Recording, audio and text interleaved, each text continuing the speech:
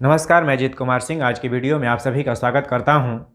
3 तरह की तृष्णाएं बताई गई हैं, जिसमें पहली है वित्तैषणा, दूसरी है पुत्रैषणा और तीसरी है लोकैषणा। वित्तैषणा और पुत्रैषणा, इन 2 तृष्णाओं से तो मुक्ति पाना आसान है, लेकिन लोकैषणा से मुक्ति पाना या इससे बचना बड़ा मुश्किल काम है। वास्तव में लोकैषणा का क्या अर्थ है? लोकैषणा का अर्थ है कि लोग मेरा सम्मान करें, लोग मुझे बड़ा माने, मेरा आदर सत्कार हो, जहाँ भी जाऊँ मेरा अभिनंदन हो, अखबार में मेरी फ़ोटो छपे, मीडिया में मेरी जय जयकार हो, मैं इतिहास रचने वाला व्यक्ति बनूँ, हर जगह मेरी प्रशंसा हो, ऐसा कोई क्षेत्र न हो जहाँ पर जाऊँ मेरा सम्मान न हो। लेकिन वास्तव में यह उस व्यक्ति के लिए जो अपने साधना के पथ पे अग्रसर हो रहा हो, चाहे वह शिक्षा का क्षेत्र हो, एक विद्यार्थी के लिए, एक व्यवसायी हो जो अपने व्यावसायिक क्षेत्र में आगे बढ़ने का प्रयास कर रहा हो, या एक ऐसा कोई भी व्यक्ति जो अपने जीवन में आगे बढ़ने का प्रयास करता है, वह इन सब की तृष्णाओं से बचने का प्रयास करे तो ही वह अपने साधना पथ पर आगे बढ़ सकता है। वास्तव में इसका एक बहुत ही बढ़िया उदाहरण हमें प्राप्त होता है।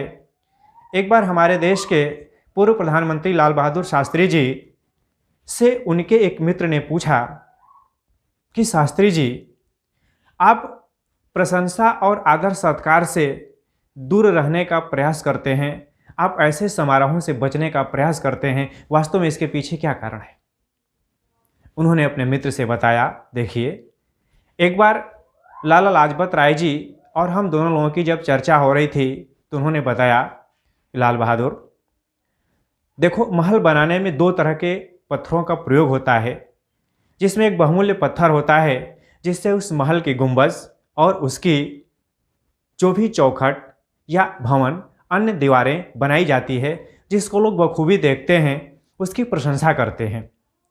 लेकिन उस महल को बनाने में जो नींव में पत्थर प्रयोग होता है वो बिल्कुल साधारण किस्म का होता है, जो नींव बनाने में योगदान देता है, जिसके ऊपर किसी की नज़र नहीं जाती, जिसके बारे में कोई जानता भी नहीं है, लेकिन वास्तव में वह महल उस नींव के पत्थर के ऊपर खड़ा होता है। इसलिए जीवन में तुम उस नींव के पत्थर की तरह से बनने का प्रयास करो। तब शास्त्री जी ने अपने मित्र से बताया कि मित्र, उनकी ये शिक्षा मेरे जीवन में उतर गई और मैं जीवन पर्यंत इस शिक्षा को अपने हृदय में ग्रहण करके आगे बढ़ने का काम करता हूँ। वास्तव में यह शास्त्री जी और लाला जी की शिक्षा हम सभी के लिए अनुकरणीय है। वास्तव में इस शिक्षा का मूल उद्देश्य क्या है? हमारा देश एक महल की तरह है और इस महल को बनाने में 2 तरह के पत्थरों का प्रयोग किया गया है। एक वे बहुमूल्य पत्थर जो बड़ी बड़ी दिग्गज हस्तियां हैं, जिसमें बहुत से लोग आ सकते हैं, मैं उनका नाम नहीं लेना चाहता, और दूसरे तरह के वे साधारण पत्थर हैं जो इस देश की आम जनता है। खेत में काम करने वाला मजदूर, श्रमिक, छोटा छोटा उद्योगपति, छोटे छोटे रिटेलर, छोटे किसान, मझले किसान और ऐसे तमाम सामान्य जनता जिसको कोई नहीं जानता, वो इस देश के साधारण पत्थर की तरह से हैं। और देश ऐसा नहीं कि सिर्फ उन बहुमूल्य पत्थरों के ऊपर खड़ा है, उस साधारण जनता जो कि देश के लिए हर वक्त अपने खून पसीने को बहा करके इस देश में अपना योगदान कर रही है, जिसको कोई नहीं जानता। कहने का मतलब यह है कि हमें उन नींव के पत्थरों की तरह से रहना है, हमें उन नींव के पत्थरों की तरह से अपने आप जीवन को सत्कर्मों में लगाते हुए नियोजन करना है। यदि अगर आपको वीडियो अच्छा लगे तो प्लीज़ चैनल को सब्सक्राइब कीजिए, लाइक कीजिए, कमेंट कीजिए और अधिक से अधिक लोगों में शेयर कीजिए। आपका बहुत बहुत धन्यवाद।